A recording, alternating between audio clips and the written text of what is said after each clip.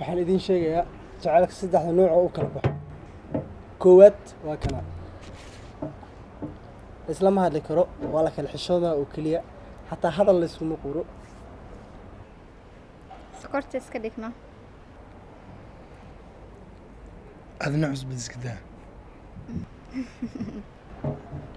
hadalan waa intaas maxaa cunaysaan ani waa dheregsanaad maxaa cunee adeedaa dheregsanta anaa waa dheregsanahay waa kiib koowaad hadal dhan intaasuu ku bilaabanaya wuuna ku dhammaanaya ma fahanteen kan labaada ku soo hadhay waa ka hadlaynaa taas waa daa bari qoraxaa soo baxaysa hogta hogta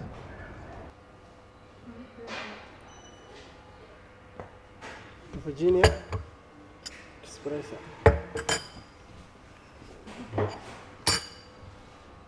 qaybtan waa qaybtii labaad waa la isbartay lama kala xishoonayo ama teedku wuu u furmay qof kastana wuxuu rabo dalbanaya bal ila arka marka wixii dhici doona maxaa ku qoslaysaa mogtina sokorka dharagtay adeer ma ogtana cusbo ka dharagtay mogta maalinta cuntada dalba ay dhahaysay gaajo xun ay hayso mahan adaa kaa baqaaya anna sidoo kale gaajo xun ay haysiran maadaama xiriirkeen hadda in badan uu socdo ka waran haddaan guur u bedelano waa midaan rajeynana hataa inaan guur u bedelno insha allah laakiin markaas gursano jiifka cuntada kuu keenaa migu hubtaa anigana waxaan rajeynayaa markaas guursano inaa maalin walba ay iimaanaysa dhar nooc kale igu aragtay catarna iska buuxiya sidee tahay waa la isku faraxsan yahay balse hee tan saddexaad way ila fiirsay idinkan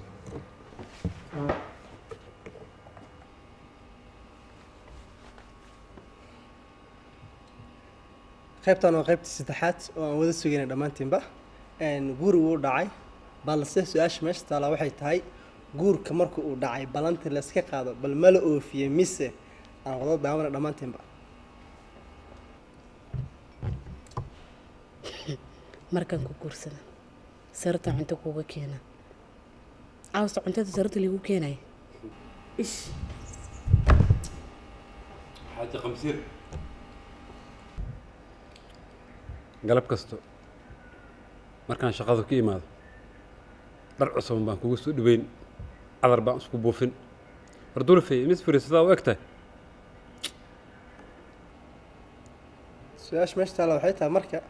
biilka ma hal meelaa ka dhiga maya